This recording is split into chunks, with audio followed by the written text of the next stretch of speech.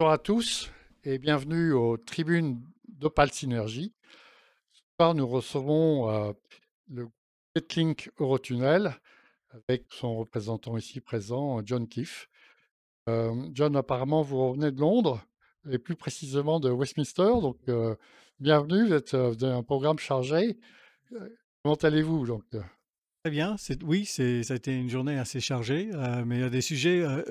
L'un des choses les plus intéressantes en travaillant pour Eurotunnel et Getlink, c'est que on est implanté des deux côtés de la Manche, et donc on a des sujets qui ont de l'importance ici, là-bas. Titre personnel, vous êtes britannique, Je suis britannique de naissance, oui, résident ici maintenant sur notre territoire. depuis 28 ans maintenant. Mais par contre, quand vous êtes arrivé, vous ne parliez pas du tout le français, hein. C'est ça? Oui, oui, c'est vrai. Je suis venu, grâce au travail de ma femme qui avait fait ses études en France et qui parlait, parfaitement bien français. Et on devait normalement rester, qu'1 année, une petite année de découverte, puis au bout de quelques petits mois, on s'était décidé de rester plus que l'année prévue, et voilà, 28 ans plus tard, on y est encore. D'accord. 28 ans, ça faisait quelle année? C'était pratiquement le 1993. 93, donc une année avant l'ouverture du tunnel. C'est exact. D'ac- À l'époque, c'était la fin des travaux, les marches à blanc. Tout le monde était là à, hem, organiser le transfert, entre TML et le tunnel sous la Manche, et entre Eurotunnel. On découvrait l'outil, d'abord, son fonctionnement. Et à l'époque, je travaillais à la formation, donc je donnais des cours, d'anglais, et des cours de technique aussi, donc j'organisais le travail des formateurs, afin de former tout le personnel, Eurotunnel. Heu, un é une épisode intéressante parce que, on recevait, l'outil sans parfois le guide utilisateur qui allait avec, et donc on était censé, découvrir, apprendre nous-mêmes, et puis organiser, écrire les cours, les programmes, et puis, les diffuser, et c'était du jour au lendemain qu'on découvrait et qu'on expliquait aux nouveaux arrivés, comment on faisait fonctionner comment fallait fonctionner le matériel. D'accord. Donc, John, ici, aujourd'hui, on va parler de Getlink, Eurotunnel. Getlink, c'est quoi, en gros? Getlink, en tout simple, c'est la maison mère. Eurotunnel, tout le monde le connaît, je pense, Surtout depuis ici. des Oui. des années et des années, depuis peut-être des siècles. Hem, Eurotunnel, c'est le tunnel sous la Manche. Mais il y a d'autres activités, qui vont à côté, et on a créé Getlink pour, rassembler et coordonner les activités différentes. Certaines de ces activités passent par le tunnel, certaines de ces activités sont à l'extérieur carrément. Donc je peux citer par exemple, Europort, qui est une activité de fret ferroviaire, une activité, très performante, u u l'activité peut-être la plus, productive en fret ferroviaire, en France, acteur privé, heu qui essentiellement travaille dans le transport, des céréales et des produits chimiques, sur la partie est de la France, avec des ouvertures vers la Belgique, et l'Allemagne. Heu, on a aussi, plus près de chez nous, on a le projet ElecLink, qui est le câble à 1 gigawatt, 1000 mégawatts de courant électrique. Juste pour comprendre, 1 gigawatt, ça correspond à quoi par rapport à la consommation britannique? C'est une ville, de taille moyenne britannique, avec tout son ses besoins en énergie, pendant une année. C'est c'est une petite station, une petite centrale, nucléaire, côté D'accord. Ce britannique. serait 2 ou 3% de la Oh, consommation je peux pas vous anglaise? dire Ouais, parce que ça change constamment, ouais, mais on peut dire que ça devient de plus en plus important avec les besoins en énergie, surtout renouvelable ou en bas carbone. Et ce qu'on peut faire avec Link, c'est transférer de l'énergie bas carbone nucléaire ou hydro de la France vers l'Angleterre. Il y a une forte demande. Mais on a aussi la possibilité de transférer de l'énergie des sources, renouvelables, comme l'éolienne, vers la France et dans les 2 sens, il est intéressant de savoir que, la consommation est différente par rapport à la différence de l'horaire entre les 2. bien sûr. C'est qu'1 heure de différence, Mmh. mais ça veut dire que, un match de foot commence et termine, 1 heure plus tôt en France qu'en Angleterre, l'heure du de midi est 1 heure plus tôt en France qu'en Angleterre et donc la demande peut être dans les 2 sens, pour, combler les trous dans les différents pays. D'accord. C'est plutôt tendance, ça monte vers le nord ou ça descend vers le sud ou c'est à peu près équilibré? Il y a plus de demandes, côté britannique en ce moment, D'accord, mais i c'est ça a été conçu pour pouvoir afin de pouvoir, transmettre de l'énergie dans les 2 sens, d'accord. par rapport aux besoins. Alors, il y a pas très longtemps dans la presse, on a vu que le transformateur britannique à côté d'Ashford avait brûlé. Est-ce que vous avez des nouvelles là-dessus? Je précise que c'était pas le transformateur Eleclink, Ah, c'était un transformateur, utilisé pour d'autres fins, et c'est vrai que c'est pas loin de d'où nous sommes, mais ça n'a rien à voir avec notre activité. Soyons très, très clairs ah là-dessus, d'accord. et ça touche à un autre, interconnecteur et l'incendie a été, assez important. C'est de l'ancienne technologie et rien à voir avec nous sommes en train d'installer. Et pour le remettre en route, il va falloir plusieurs mois, voire d'années, de travaux, sur ce transformateur. Mais je reprécise, ça n'a rien à voir avec Oui, est-ce que notre ça a un activité. impact avec votre activité ou pas? Ça augmente un peu la demande, disons, parce que, Ah d'accord, avec l'interconnecteur concerné, il va perdre une partie de sa capacité pendant certainement des mois, peut-être même des années et donc la demande, sera à combler. Donc d'accord. il y a, on sera pas en fonctionnement jusqu'au milieu de l'année prochaine, mais la demande est là certainement. Alors vous avez une autre, comment section ou division qui est celle de l'enseignement ou de la formation? Certainement, Ouais, on a le CIFCO, le Centre international de formation ferroviaire de la Côte d'Opale, heu, qui est issu de notre, service formation, dont je suis un peu fier parce que j'étais aux origines. Je n'ai rien à voir avec, le montage du CIFCO. C'était des successeurs, qui ont pris cette initiative.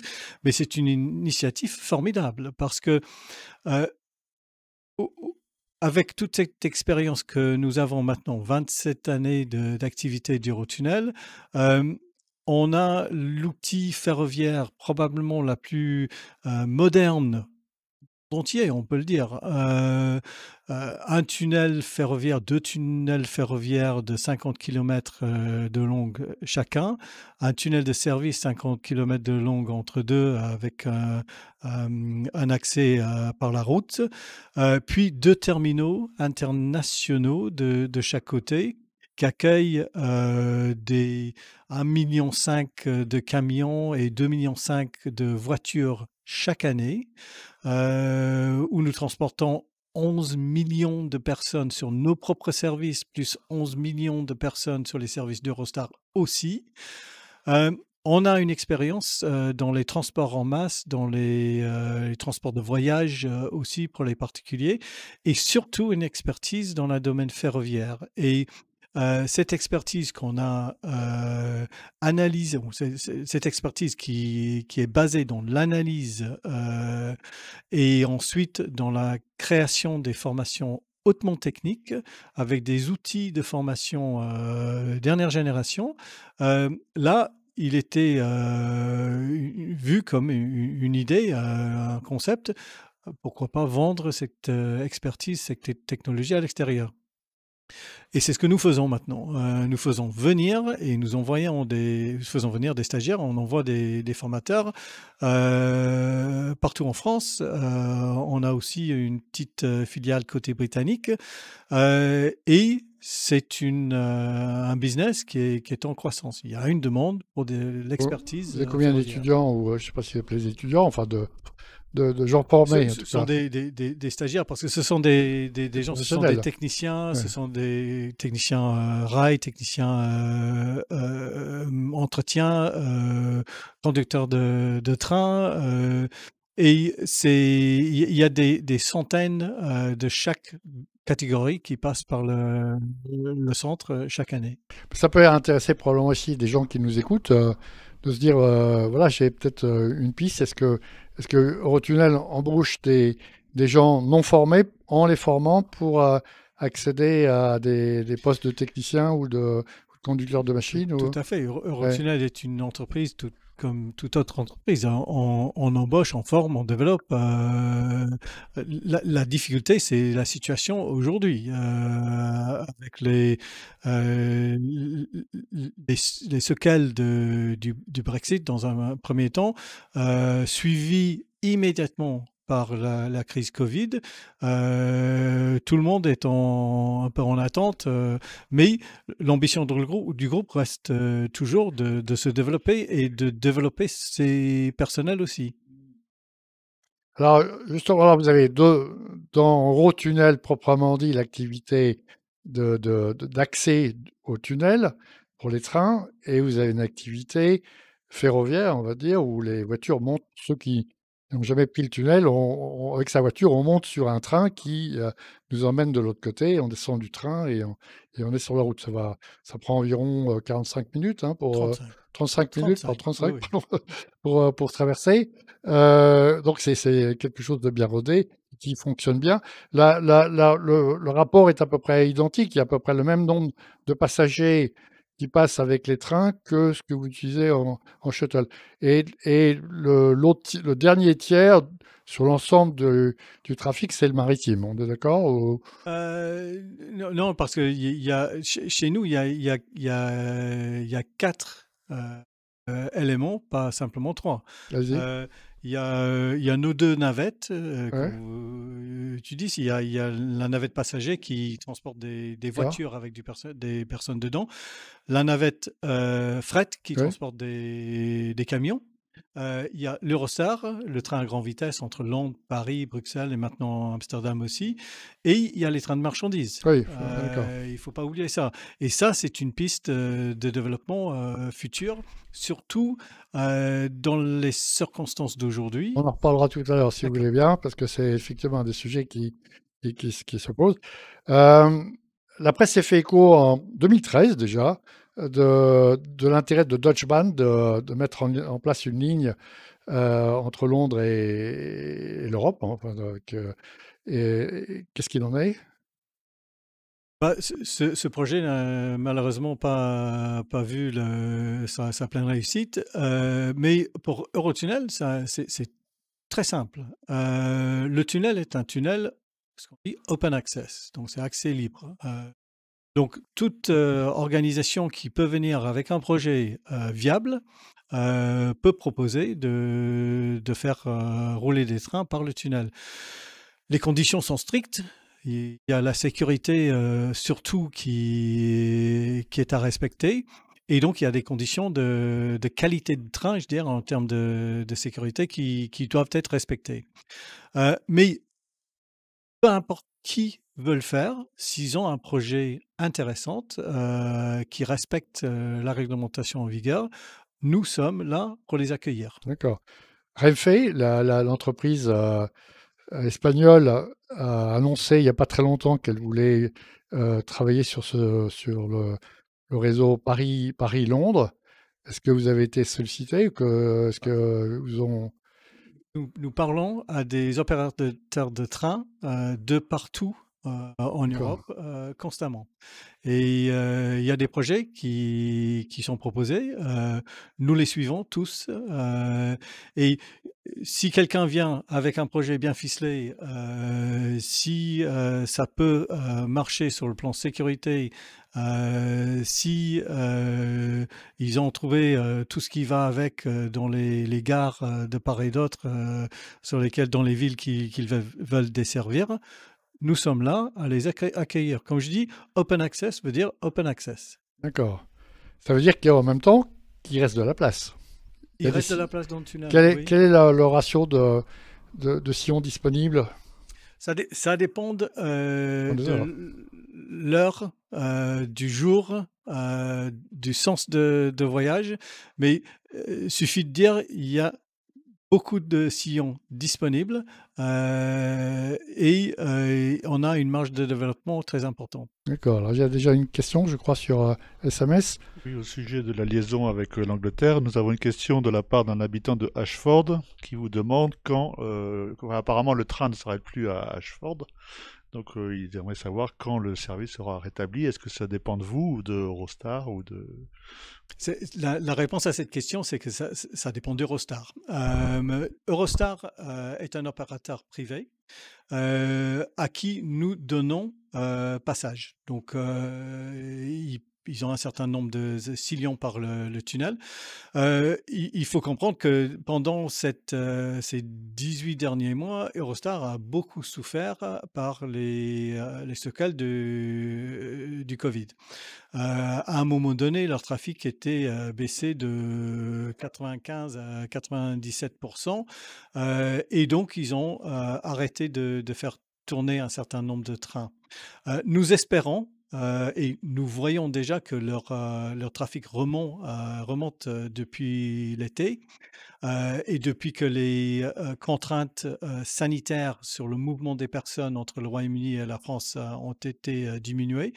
Et nous espérons qu'il revient à plein trafic, aussi rapidement que possible. C'est dans tous nos intérêts. Alors, John, il y a 15 jours, nous recevions Daniel Percheron, l'ancien président de région, qui avait déjà plusieurs fois indiqué son intérêt par rapport au rapprochement entre la région et le Kent et le sud-est de l'Angleterre, et qui a martelé encore la dernière fois son intérêt par rapport au métro transmanche, qui s'avère d'ailleurs quelque chose qu'on suit, nous, au niveau associatif ici sur place. Bon, je vais reposer la question, mais on en a déjà souvent échangé. Où est-ce qu'on en est sur ce sujet de votre côté? Est-ce que On vous accueille à bras ouverts, comme on a toujours dit. Il suffit d'un projet financé qui respecte les règles de sécurité, et puis les accès dans les gares de part et d'autre. La place dans le tunnel, ça existe. On est toujours intéressé à développer le nombre de trains et le nombre de passagers qui passent par le tunnel. Il suffit que le projet tient la route. d'accord, bon, c'est clair. Donc, open bar, on peut y aller. Bon, alors il y a un autre sujet qui intéresse les Britanniques, en tout cas, qui est le parc. Le parc, il y a une espèce de Disney Park qui est envisagé du côté britannique à Ebbsfleet, qui est de la deuxième station sur le trajet vers Londres. C'est un projet gigantesque, hein, parce que c'est l'équivalent de Disney. Donc, et les promoteurs de ce projet avaient comme idée de se dire, voilà, il y a un marché important dans l'Europe, la Belgique, la Hollande, le nord de la France, et pourquoi pas les faire venir en train, puisqu'ils sont sur la ligne, et pourquoi pas mettre un guichet d'accueil directement sur Calais, qui permettrait aux gens de venir soit en voiture, soit en train, et puis de rentrer directement dans le parc, dans le cadre, ça éviterait tous les problèmes de passeport, de difficultés. Les gens sont acheminés là-bas et rapatriés directement sur Calais. Est-ce que, est-ce que c'est des billevesées pour vous? Ou est-ce que vous avez entendu parler? Enfin, est-ce que Oui, bien ces gens sont sûr. venus vous chercher ou où est-ce que ça en est? Non, non, bien sûr qu'on en a entendu parler, on suit ça de près. C'est un projet très intéressant. Les parcs d'attractions de cette envergure, drainent, des populations, des distances, vraiment Considérable, ouais. formidables. Mmh. Et ça peut fonctionner sur 2 niveaux pour nous. C'est clair que, rajouter des passagers dans des trains à grande vitesse, qui partent, qui s'arrêtent à Ebbsfleet, qui est à 2 pas de ce parc, pourrait très bien fonctionner. Mais aussi, l'attraction pour des voyageurs par voiture qui y vont, passer 1 jour ou 2 jours dans le parc, mais qui aussi se promènent un peu dans le Kent. Bah, c'est pas l'idée des promoteurs parce qu'ils veulent pas de voitures. Il faut savoir que dans le Kent, il y a déjà énormément de trafic, il y a énormément de pollution. Et l'une des cartes qu'ils ont présentées au gouvernement britannique pour essayer d'accréditer, c'est qu'il y ait justement pas de supplément de voitures, quoi. C'est Ce qui vrai, est, comme je t'ai dit au début là, nous avons un intérêt, on est implanté des 2 côtés de la Manche. Donc nous avons un intérêt ici, dans le Calaisis, dans les Hauts-de-France. On a aussi un intérêt et des activités dans le Kent, et l'activité touristique va dans les 2 sens. Et il faut reconnaître que pour le Kent, faire venir des Européens, d'accord. avec leur voiture, peut aussi être intéressante, et qu'ils aillent, pendant une période dans une attraction, et qu'ils aillent ailleurs, pendant le reste de leur, long week-end ou leur, court séjour, il y a des intérêts partout. Donc je dis, cette idée de London Resort est une idée formidable. Il faut pas oublier qu'il y a des belles choses dans le Kent, par ailleurs. Bon, ça, c'est les voitures, mais il y a aussi le trafic ferroviaire, comme vous l'indiquiez tout à l'heure. Alors, à ce titre, il y a quand même un point qui est assez frappant, c'est que les ports britanniques sont très engorgés pour des raisons de manque de personnel pour conduire les camions, pour la recrudescence du trafic avec la fin de la période de Covid. Donc, actuellement, il y a des bateaux qui sont en stand-by, qui ne peuvent même pas décharger. Est-ce que vous constatez, vous, un transfert de conteneurs qui viennent du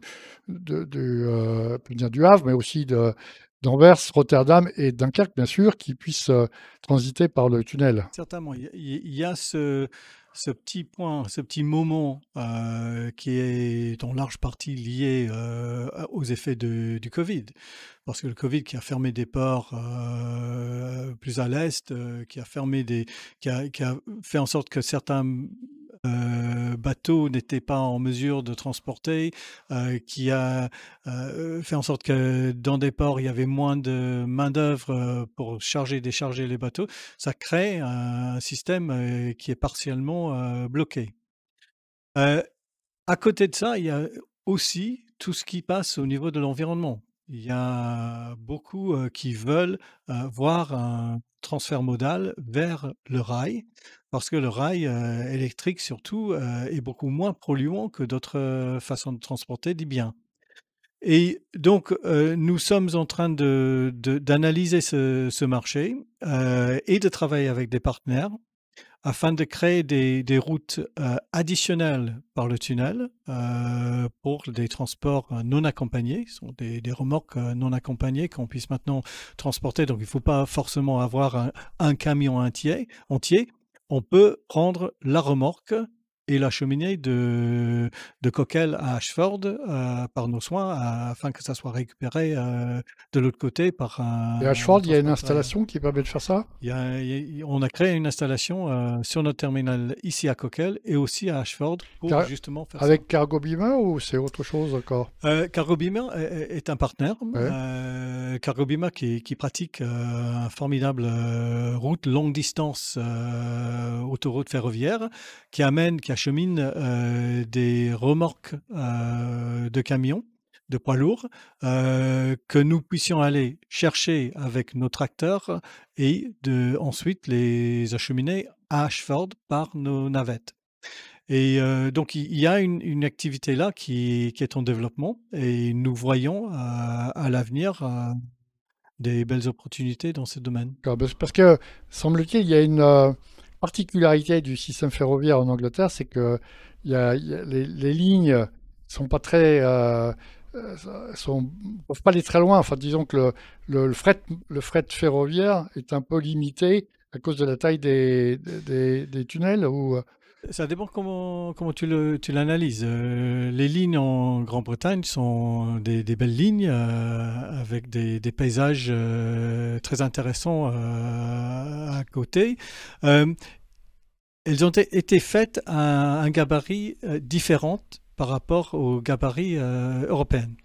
Et donc, pour des trains au plus haut gabarit européen, on s'en sert de HS1, High Speed One, la ligne utilisée par les Eurostar le jour. On l'utilise quand il n'y a pas d'Eurostar pour acheminer des trains fret à Londres. Il y a d'autres projets qui sont en cours pour le développement des lignes plus petites, pour les agrandir et les ramener à des niveaux plus importants, avec des gabarits plus importants, qui vont pas traverser Grand Londres et sortir au nord pour pouvoir se brancher avec le reste du réseau ferroviaire britannique. Les projets ferroviaires, il y en a plein. Il y a une demande croissante liée à l'environnement et surtout en ce moment avec le COP26 qui a lieu à Glasgow. Cette idée de transfert modal devient très à la mode et nous sommes au cœur de ce débat et nous analysons avec nos partenaires beaucoup d'opportunités à développer et qui vont voir le jour, on espère, à l'avenir. D'accord, d'accord. Alors, ce qui intéresse nos auditeurs ici et les téléspectateurs, c'est un peu la Côte d'Opale, l'impact que représente la proximité avec l'Angleterre et bien entendu l'impact que représente le tunnel pour aussi bien pour eux pouvoir se rendre en Angleterre que de recevoir des Britanniques. Et je pense immédiatement au problème du tourisme. Bon, depuis maintenant 1 an et demi, on va dire, pour parler très franchement, que le tourisme britannique est en berne. Il y a pratiquement plus de Britanniques qui viennent. Bon, il y a eu, le Brexit, il y a eu le Covid. Qu'est-ce que Eurotunnel peut faire pour, donner un coup de main aux hôteliers, aux restaurateurs, à l'économie de la Côte d'Opale? Bah, tout d'abord, je dirais que les Anglais, la pénurie des Anglais et des Britanniques ici, c'est pas par manque d'envie de venir. Ça, on le sait très bien. Les contacts qu'on a de nos clients qui nous harcèlent presque pour nous demander quand est-ce que vous allez pouvoir nous accueillir.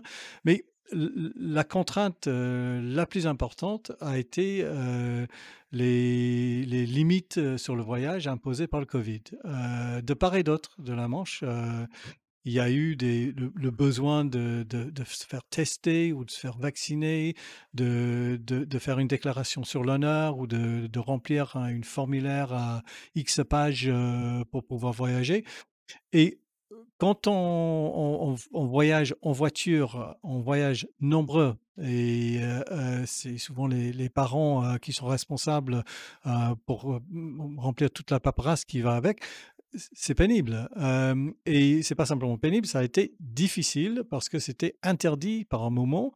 Il y avait même la fermeture de la frontière, à Noël, dernier, Noël 2021, et donc c'est pas du tout par manque d'envie de venir, c'est par, obstacle, lié à la pandémie. Alors, nous avons fait un certain nombre de choses. D'abord, nous restons en contact avec nos clients, nous les tenons informés de toutes les mesures qui sont mises en place par les gouvernements de part et d'autre.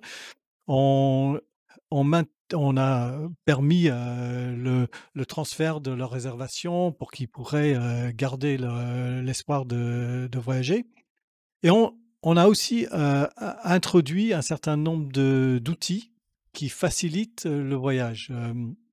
Notamment, le plus important pour le voyageur, c'est ce qu'on appelle le passenger wallet. C'est une espèce de portefeuille qui permet aux voyageurs de rentrer en un seul lieu tous les documents nécessaires, tous les documents, tous les certificats nécessaires pour voyager en ce moment. Et comme ça, ils n'ont pas besoin de chercher partout à trouver le certificat de vaccination ou le test que j'ai fait ou le test que j'ai commandé pour faire d'ici 2 jours ou le passeport. Tout peut être tranquillement Tout en chez un. soi, rentré dans ce portefeuille. Le portefeuille accueille les documents de toutes les personnes dans la voiture et arrivé au contrôle, l'officier de la PAF ou de la Border Force regarde cette portefeuille et voit que toutes les personnes dans le véhicule ont les bons documents et comme ça, il passe beaucoup plus rapidement que quelqu'un D'accord. qui arrive avec du papier partout. Donc on a essayé de simplifier la partie voyage qui est la partie en notre contrôle et on fait aussi, de la pub, pour, encourager les gens de voyager de nouveau. Parce que d'abord, la France, si on parle des Britanniques, la France est toujours intéressante. Il y a plein de choses à faire ici. Je suis le témoin, parfait parce que je suis venu pour un an, je suis resté 28, donc je peux vous, témoigner de tout ce qui est à proposer par la France. Mais il y a aussi, il faut parfois, encourager, expliquer, que ça existe toujours et que ça n'a pas été, c'est plus interdit, heu et aussi, le fait que le voyage peut se faire en toute sécurité et confiance et ça, c'est une différence, très importante au niveau de la navette, d'Eurotunnel. Tu mets les enfants dans la voiture, tu mets les bagages dans le coffre, tu fermes les portes, tu verrouilles la maison, tu prends le volant et tu pars.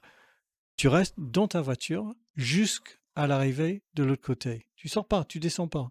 Donc tu t'es pas mélangé avec d'autres personnes. Il y a pas de risque de se trouver assis avec quelqu'un qui a un tout, qui fait peur.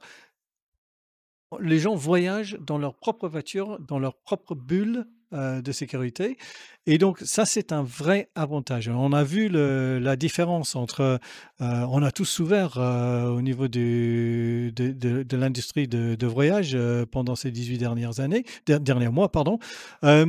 Mais nous, moins que d'autres modes, parce que les gens avaient plus confiance quand ils savaient qu'ils pourraient voyager dans leur petite bulle familiale comme ça et donc on encourage, on développe cette idée et on développe aussi les attractions de part et d'autre de la Manche. D'accord. Bah, je pense plus spécifiquement au côté un peu concurrentiel. On est ici sur le. Je prends la ville, on est ici à Boulogne. À Boulogne, c'est une ville qui est attrayante d'un point de vue touristique et pas forcément très bien connue en Angleterre. Notre compétiteur, c'est probablement Bruges. Bon, et comment est-ce qu'il y a moyen pour les gens de Boulogne de communiquer au travers d'une communication Bah, d'Eurotunnel nous pour. travaillons déjà avec les instances de tourisme de la région et de plusieurs régions en France, et ailleurs en Europe aussi. Il faut le dire, on n'est pas, uniquement lié à proximité. On a des gens qui passent par chez nous, qui voyagent, des distances, assez impressionnantes. Mais, on sait très bien qu'on a une appartenance à ce pays, local et nous travaillons avec les offices de tourisme, de toute la côte d'Opale D'accord. pour encourager et faire venir les gens. Le court séjour, c'est le point de départ. Le long week-end, 3-4 jours à la fois pour redonner confiance dans le voyage. Et l'hiver est toujours la période où cette idée de court séjour marche beaucoup mieux. L'été, tout le monde veut partir en 2 semaines, 3 semaines en vacances longue durée. Malheureusement, ça n'a pas été possible pour beaucoup cette année à cause des restrictions liées au Covid. Mais là, maintenant, on voit une petite montée dans la pente et on revoit l'arrivée des voyages court séjour le long week-end et les destinations sont locales. D'accord. La côte, l'intérieur, les régions des parcs, c'est une attraction connue en Angleterre. Il ne faut pas se dire que c'est pas connu. Les gens connaissent maintenant beaucoup mieux le nord de la France, Mmh. les autres de la France surtout, qui ne connaissaient avant l'ouverture du tunnel sous la Manche. D'accord. D'ailleurs, il y avait, au moment où en 86, quand Margaret Thatcher a signé avec, le président Mitterrand le traité de Canterbury, il était prévu, je pense, si je ne me trompe pas, une contribution particulière pour le littoral des 2 côtés d'ailleurs, qui serait prévue par le concessionnaire d'aider cette région pour, supporter les désagréments de la construction du tunnel. Est-ce que c'est pris en compte, pas encore actuellement ou? Oui, et je pense que nous continuons à faire, du développement dans la région. Des développements des relations d'abord, on encourage beaucoup les relations entre les associations de part et d'autre, les écoles, un peu plus difficile encore, à cause du covid en ce moment. Et aussi les liaisons touristiques, ça pour nous, c'est au cœur de notre activité, c'est le développement régional et ça a toujours été le cas et on peut voir, certainement, autour du tunnel, l'un des grosses attractions, c'est le parc, retail qui nous entoure, les commerces, qui ont été développés. Tout le monde sait que les Anglais adorent, dépenser de l'argent dans les magasins, et ça a été une attraction très importante pour, l'évolution du tunnel. D'accord. Alors, ça nous amène tranquillement vers l'industrie, l'économie. C'est vrai que cette région était pénalisée. On pense à Calais, pénalisée par la diminution du textile et notamment de la dentelle. À Boulogne, par une disparition d'un certain nombre de grosses industries de l'époque. Donc, c'est intéressant de reprogrammer un certain nombre de projets. Et il y a un projet qui est intéressant, qui est celui de la CCI et du Grand Calais, d'établir un bâtiment d'accueil particulièrement adressé aux entreprises britanniques qui souhaiteraient garder le contact avec l'Union européenne pour toute une série de raisons qu'on comprend bien, d'autorisation, de commercialisation, etc. Et d'avoir des équipements en place avec des francophones. Est-ce que vous avez été sollicité pour donner un coup de main ou une implication dans le sujet ou, Certainement et c'est un intérêt particulier parce que le Brexit le Brexit, c'est quoi? C'est la sortie du Royaume-Uni, de l'Union européenne et surtout du marché unique et de l'union douanière. Et donc, même si dans l'accord qui a été signé entre, l'Europe et le Royaume-Uni, il est dit que, la circulation des personnes et des biens continuerait, sans tarif, et sans difficulté, hem, il faut admettre qu'il y a un certain montant de paperasse, qui est essentiel maintenant pour le passage.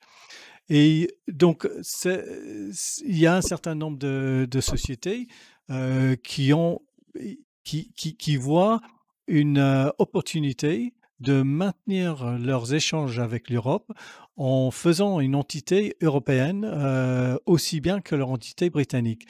Et donc, c'est un développement qui pourrait certainement être intéressant à l'avenir.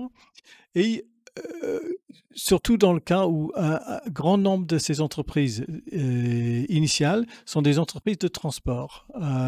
Et on voit que pour organiser les échanges, mieux organiser les échanges entre le Royaume-Uni, et la France, avoir un point de contact avec l'administration française en ce qui concerne la douane ou le passage de l'immigration, est utile et intéressant pour eux.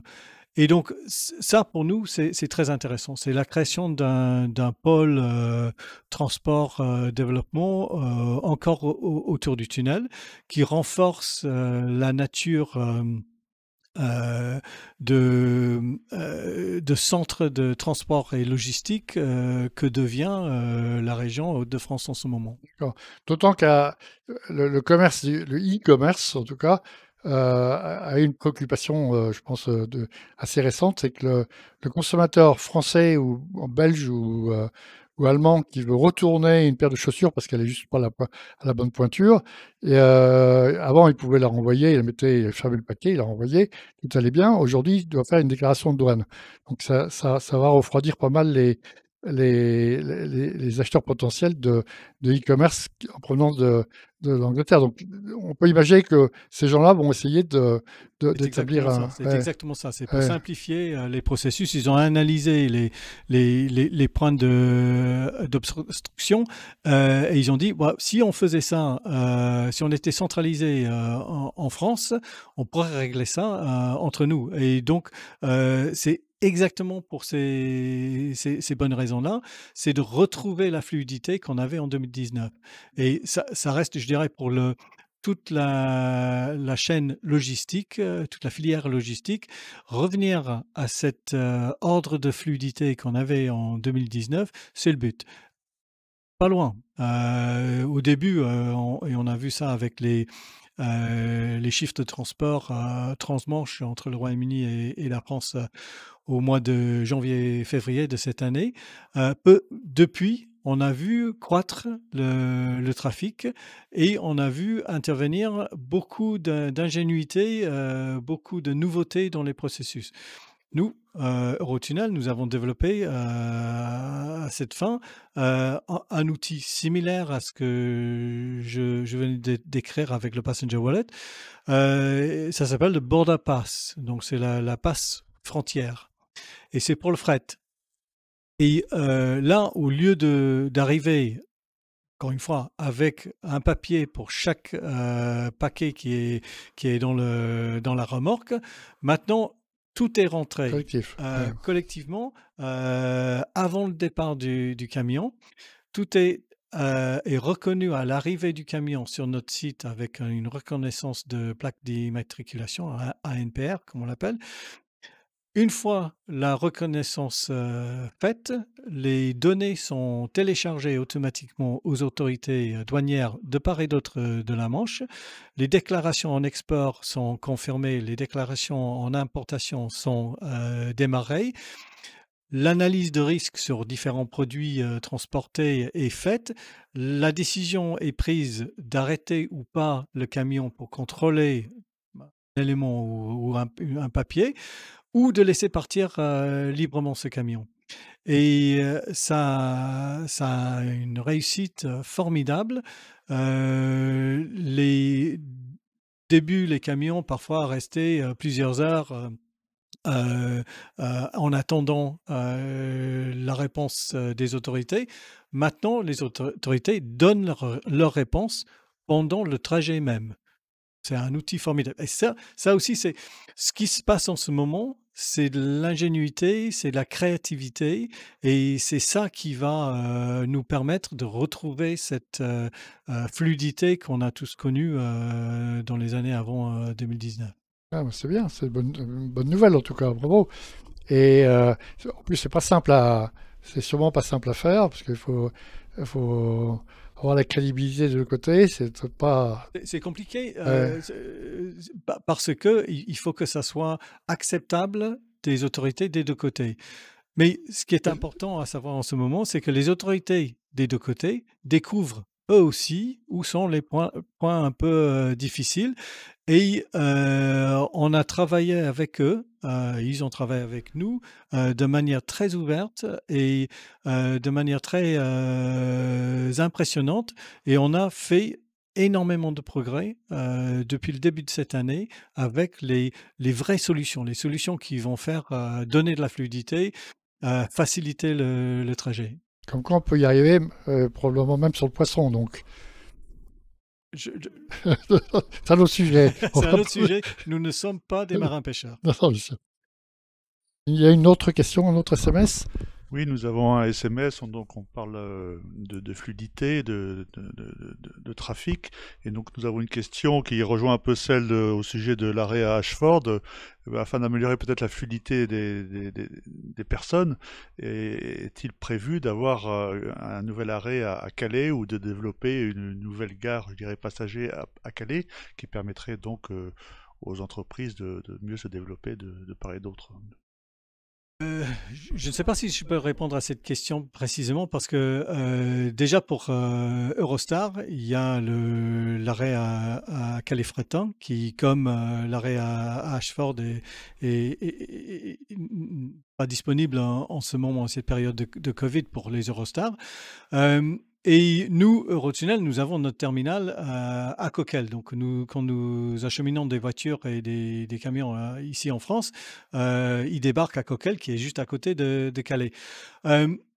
Si les entreprises ferroviaires autres que Eurotunnel, Eurostar ont des projets, je suis désolé, mais c'est pas moi qui peux répondre à cette question. Ah non, mais bien sûr. Non, non. On posera les questions à la région, d'ailleurs. À ce titre, dans 15 jours, on va recevoir Frédéric Très Mott, bien. qui est donc un membre du conseil régional. Donc, il va pouvoir nous répondre à cette question parce qu'il c'est sa compétence directement. Derrière le tourisme, derrière l'industrie ou l'économie, il y a une notion qui nous intéresse beaucoup ici sur la Côte d'Opale, c'est ce qu'on appelle l'économie résidentielle. Donc, c'est l'idée. Alors, d'abord, ça joue avec les Lillois qui s'intéressent à la Côte d'Opale et qui trouvent un intérêt de s'y installer, sachant que la fibre est maintenant quasiment partout, que l'économie s'est densifiée un petit peu. Enfin, disons que la qualité de vie s'est bien améliorée depuis une quinzaine d'années.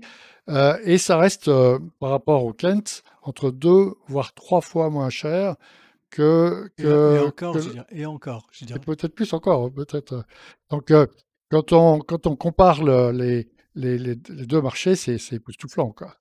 C'est Oui, et dans le Kent, il y a un phénomène et un peu exagéré en ce moment aussi parce que, avec le Covid, avec le fait qu'il y a beaucoup de gens qui ont, passé 18 mois, en activité, partielle ou en activité de télétravail, hem, les centres des grandes villes, côté britannique certainement, ne sont plus aussi attractifs, pour le travail qu'ils n'étaient pas avant. Et donc les gens se disent: «Bon, bah, si je vais passer, 2 ou 3 jours à la maison en télétravail à l'avenir, plutôt aller travailler au bureau, 5 jours par semaine, pourquoi je ne me trouve pas une belle maison, vue sur la mer, dans une belle région, dans le Kent?»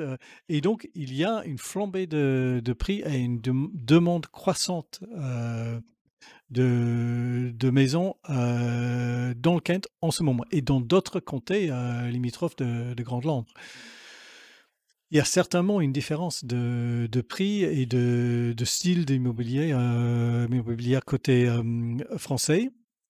Heu, le tout dépend, et c'est une discussion qu'on a eue à plusieurs reprises, de la facilité avec laquelle les gens puissent, se rendre sur leur lieu de travail. Et dans le passé, si quelqu'un devait se rendre régulièrement 4 5 jours par semaine, il n'y avait pas les infrastructures. Si les gens doivent maintenant se rendre que 1 jour ou 2 par semaine, ça change un peu la donne.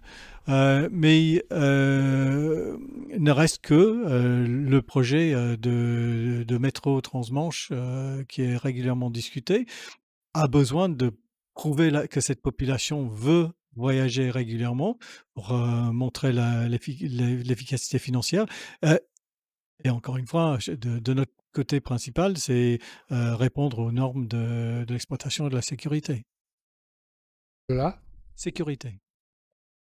Pour nous, faire passer un train dans le tunnel, comme Ah je ouais, disais tout à l'heure, d'accord, c'est d'accord. le la l'objectif, la responsabilité, principale, c'est que ça respecte les normes de sécurité dans le tunnel. D'accord.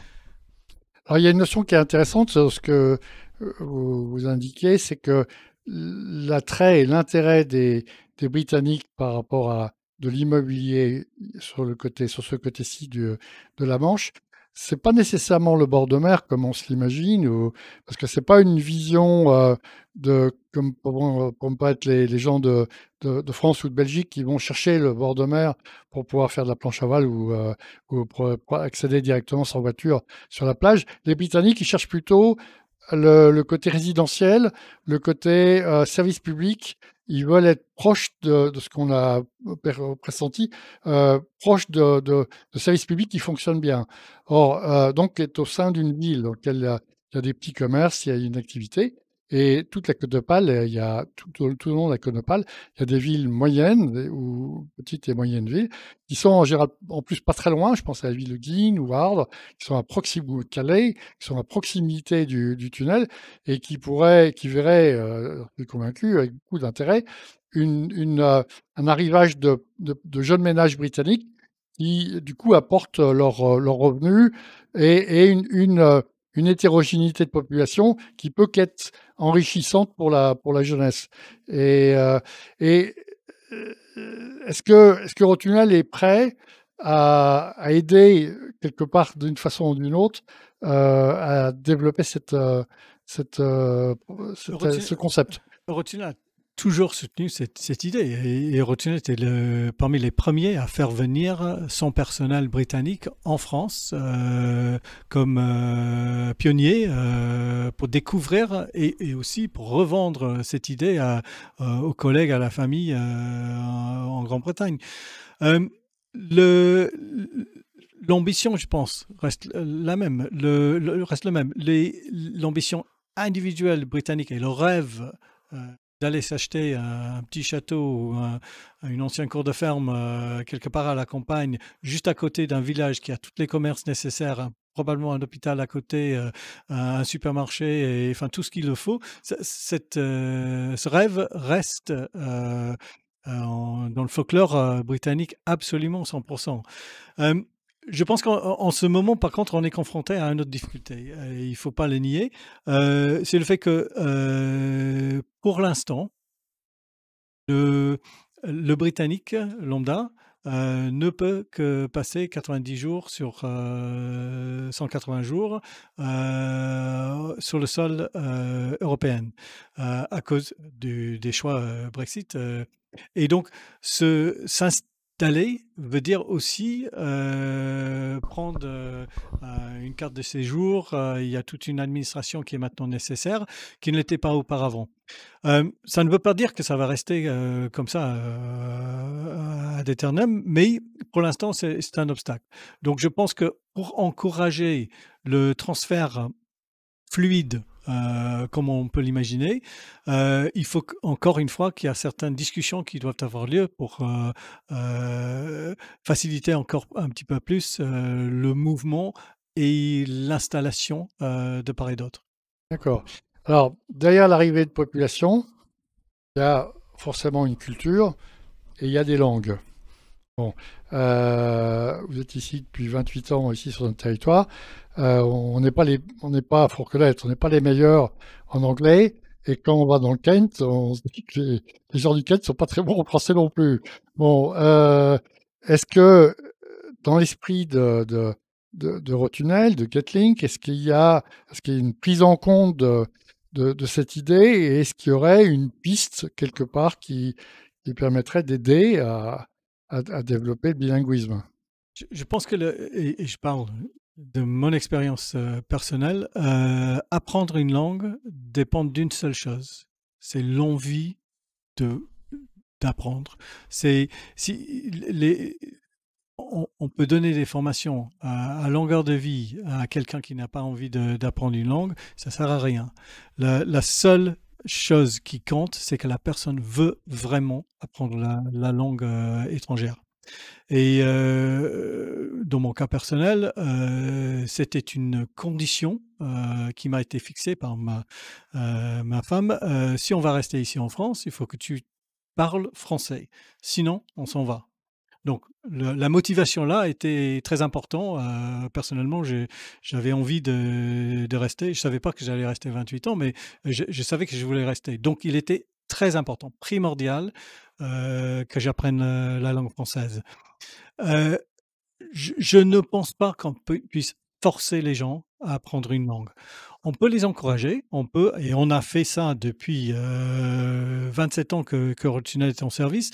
Heu, Même avant quand, depuis que le traité de Canterbury a été signé, et que la construction du tunnel a commencé, ça il y avait une obligation, presque, que les gens qui travaillaient pour le projet puissent, communiquer entre eux. Et cet environnement-là a créé, une envie d'apprentissage qui a donné maintenant que beaucoup des gens qui travaillent pour Eurotunnel, sont soit bilingues ou parlent, bien l'autre langage. Hem, Nous l'encourageons. Nous pensons que c'est un atout culturel. On peut beaucoup mieux apprécier, le voisin d'en face si on le comprend mieux. Mais c'est pas quelque chose qu'on puisse forcer. Il faut que les gens veulent vraiment qu'ils voient un intérêt, que l'intérêt soit pour attirer l'activité touristique ou une activité, commerciale. Hem, mais cette envie doit vraiment venir de la personne concernée, sinon ça marche pas. Oui, probablement, mais prenons le problème différemment. Prenons l'éducation proprement dite.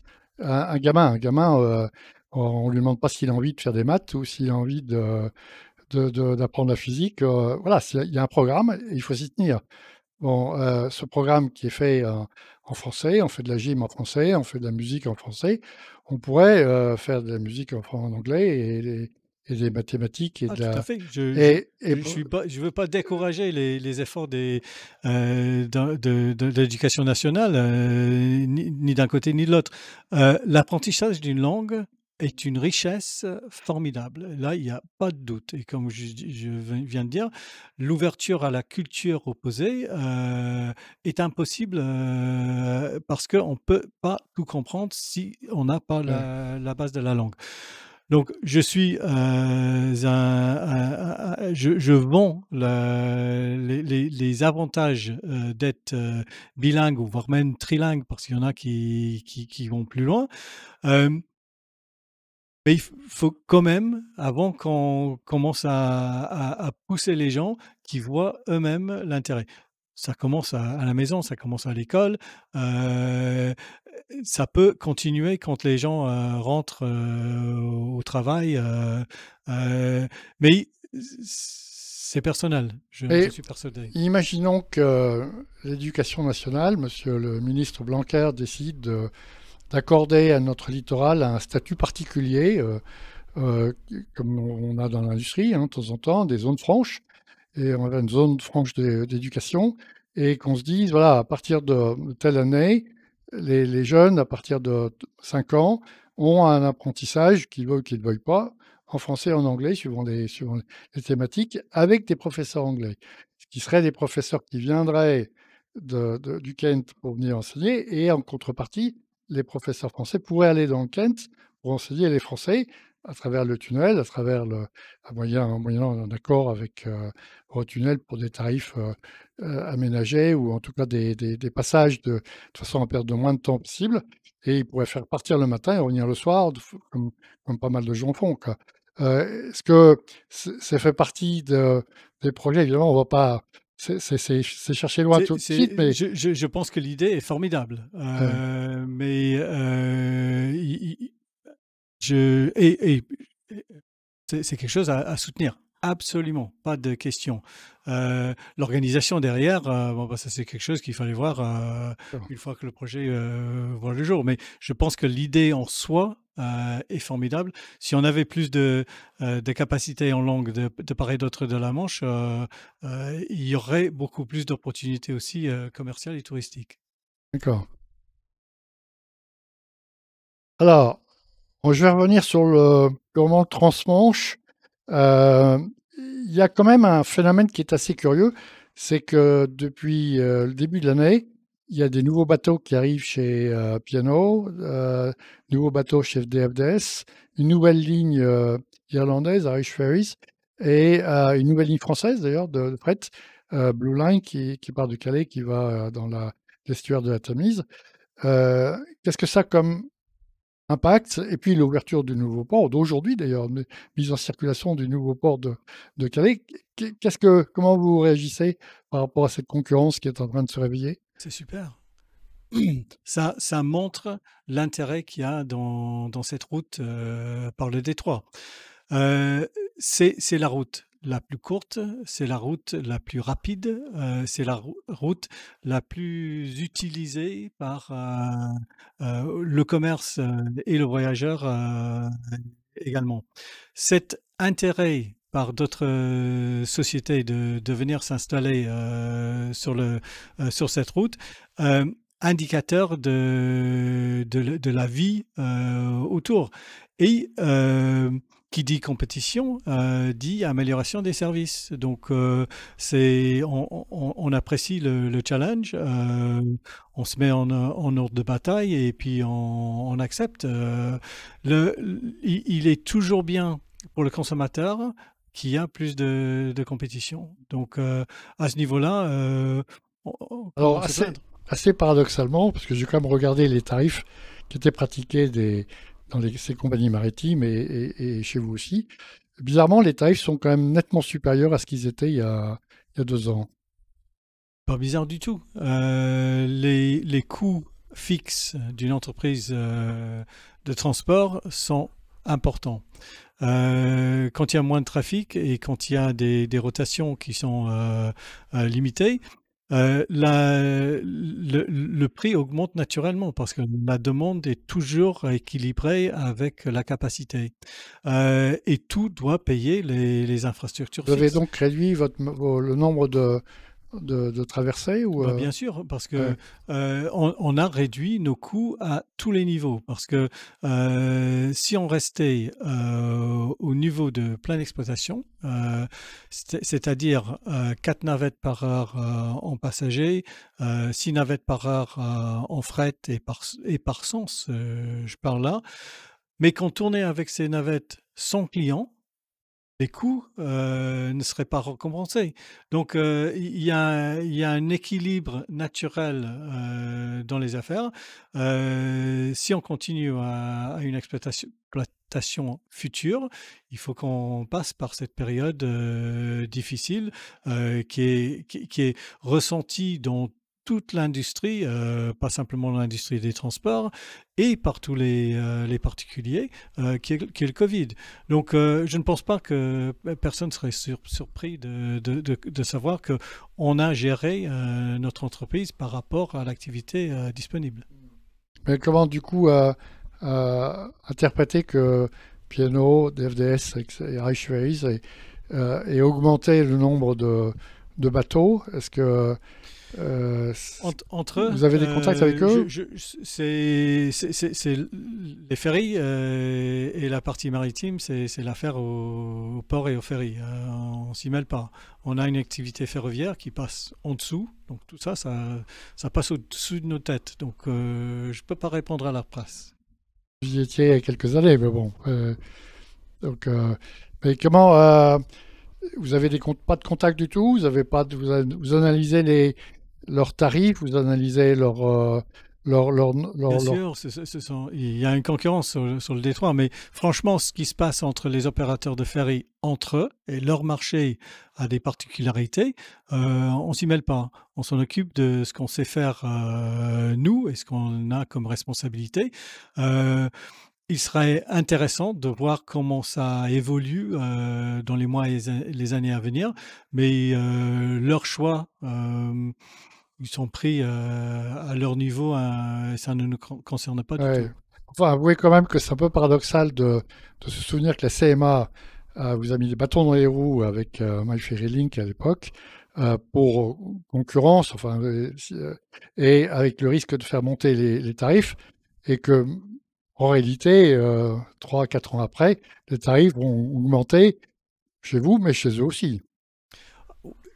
L'histoire avec le CMA, c'est l'ancienne histoire, mais la situation d'aujourd'hui, c'est pas vraiment comparable parce que on est confronté d'abord à un changement de relations entre les deux pays voisins, la France et le Royaume-Uni, avec le départ du Royaume-Uni de l'Union européenne, et au même temps, on a le comble de cette pandémie de Covid.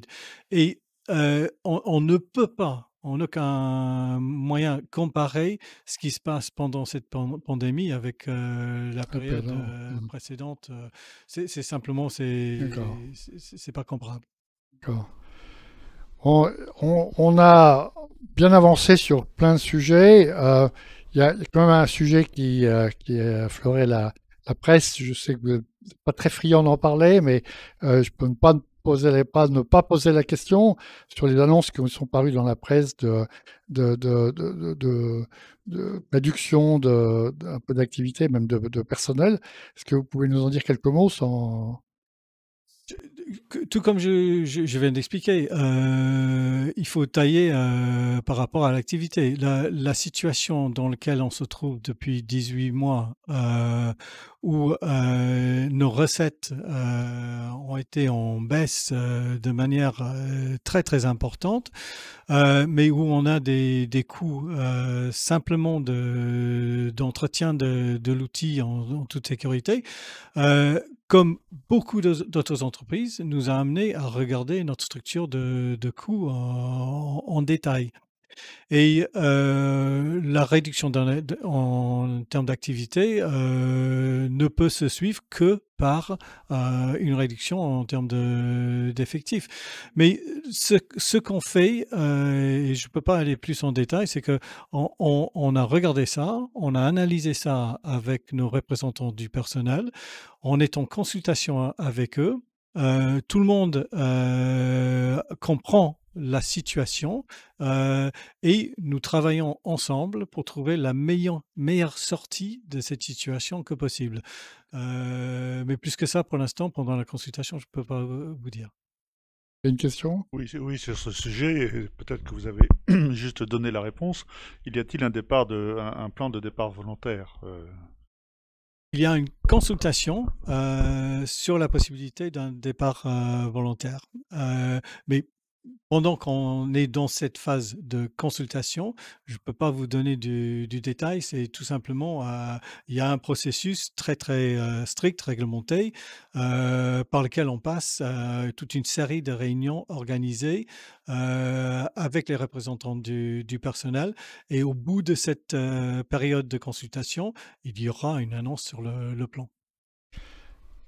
Duty free, vous aviez vu que le duty free avait été accordé aux maritimes, d'ailleurs à une seule des sociétés, d'ailleurs bizarrement, apparemment, au DFDS. Vous êtes au Rotunel battu pour l'avoir, vous l'avez eu, et vous l'avez eu à Folkestone, hein, Heu, aux oui, deux côtés. aux 2 Aux deux côtés. côtés. Il est en place à Folkestone. Il serait, introduit, côté français par la suite. Hem Et oui, le duty free, c'était pas possible pendant la période que le Royaume-Uni faisait partie de l'Union européenne. Mais en tant que pays tiers, comme avec tout pays tiers, il y a une possibilité de vente de duty free à l'aller aussi bien que sur le retour. Et si cette opportunité de vente était accordée à d'autres transporteurs, il était tout simplement normal que ça nous soit accordé aussi. Il était accordé par les Britanniques un peu en avant. Une fois que la situation avait été bien exposée côté européenne, il a été accordé ici, et avec le petit écart entre les deux signatures d'accord, on peut vendre déjà en Angleterre, on saurait vendre en France très bientôt. Il n'y a pas de date de fixée encore? Pas encore. D'accord.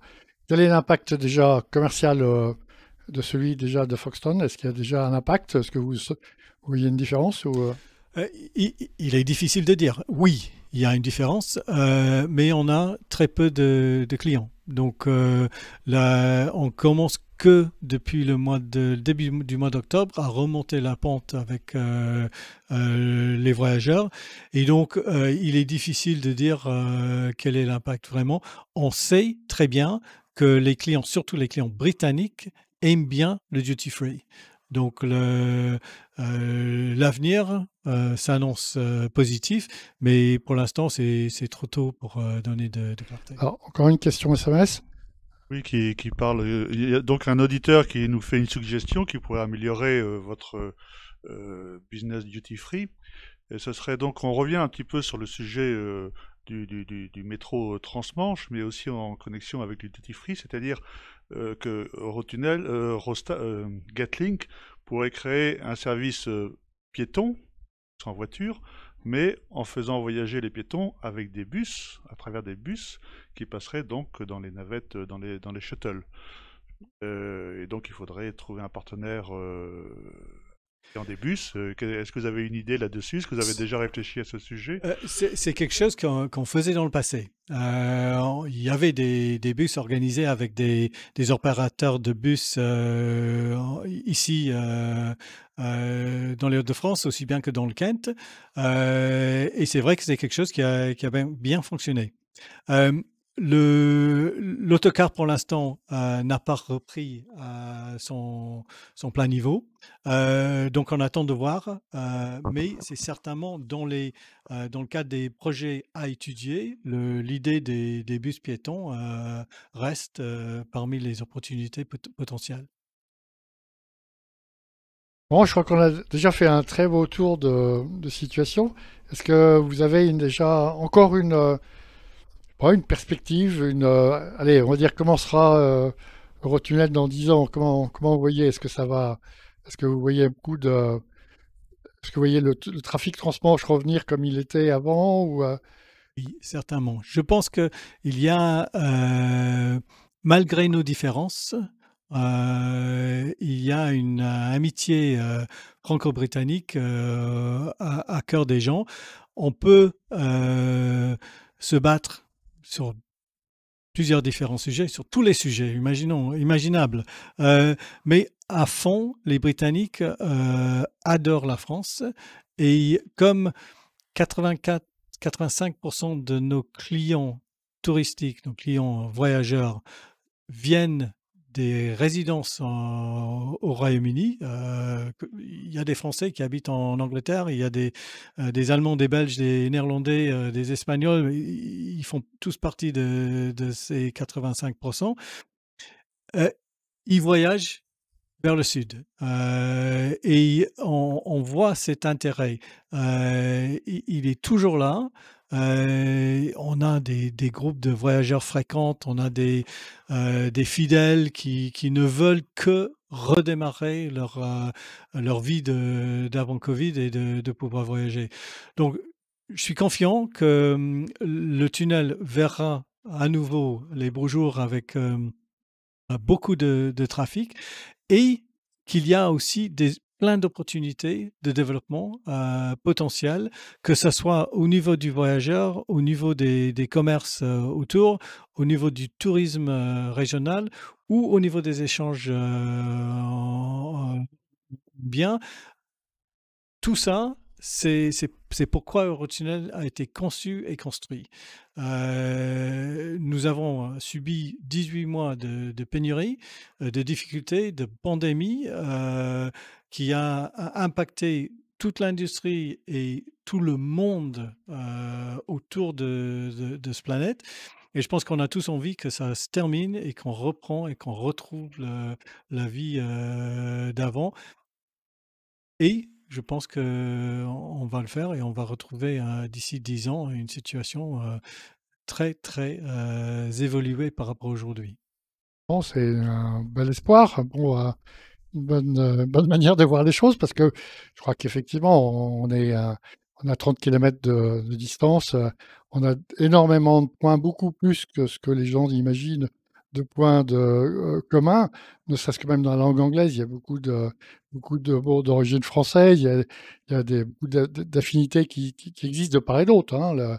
Il suffit de voir quand la reine parle ici, tout le monde l'écoute. Paris Match, il fait une page sur deux, c'est sur la royauté anglaise. Donc, un album sur deux ou un album sur trois. Donc, il y a une très forte, un très fort attachement des deux côtés.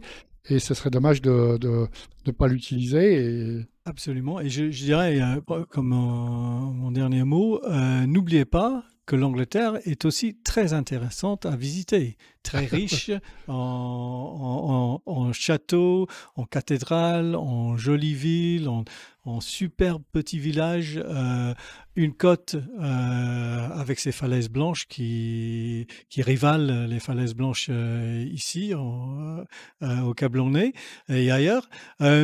Et que nos trains qui commencent côté britannique avec les 85% de nos clients ont aussi de la capacité pour transporter des Français pour visiter le Kent, le sud-est de l'Angleterre, l'Écosse, le Pays de Galles, Cornouailles et la grande ville de Londres. Donc n'oublions pas qu'il y a de l'opportunité pour les gens qui vivent ici d'aller visiter quelque chose d'extraordinaire là-bas aussi. Bon, ben voilà, c'est une bonne manière de terminer cette tribune. John, merci d'être venu nous retrouver Grand plaisir. et bonne chance pour l'ensemble des personnes qui travaillent chez Getlink et puis bonne chance pour la Côte d'Opale et le Kent, parce que c'est quelque part, vous êtes le maillon fixe qui est absolument nécessaire. Ça a mis 200 ans à arriver, voilà, il ne faut pas perdre ça de vue. Tout à fait. 200 ans à arriver et une belle perspective à l'avenir. Merci beaucoup. Bravo, Bonne merci, à soirée. bientôt.